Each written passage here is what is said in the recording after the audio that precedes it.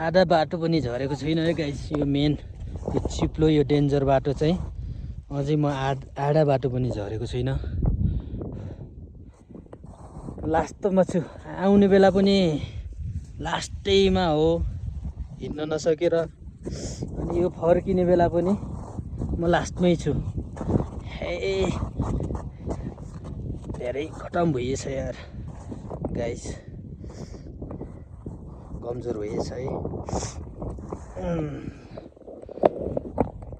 ल हेर्नुहोस्, यो अगाडि हिँडिराख्नु भयो, हिँडेको यो आएको बाटो यही, फेरि फर्किने बाटो यही।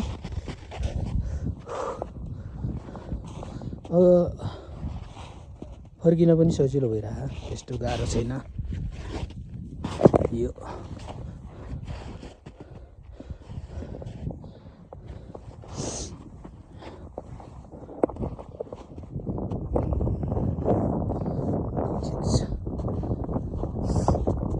अब यही समयमा आजै त हुने अब यो हिउँमा खेल्ने, रमाइलो गर्ने।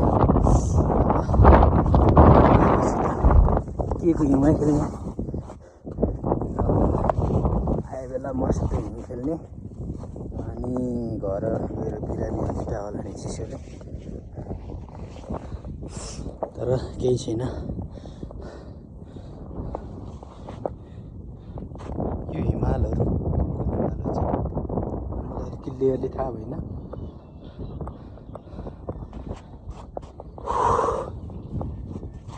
यात्रा चाहिँ एकदम खतरनाक छ है गाइस।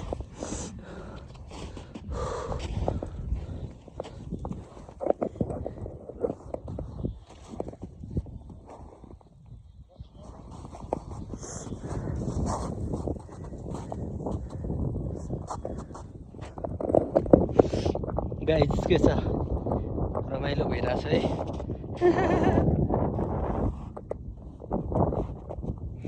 कोठी भिर चढ्न नसकेर हिउँले गर्दा फर्किँदैछौँ गाइस टक्क लगाएर।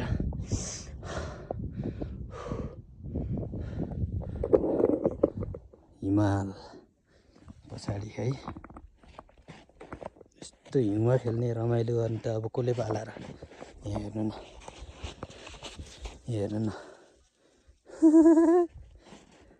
रमाइलो छ या। खुट्टा पुरै दुख्छ।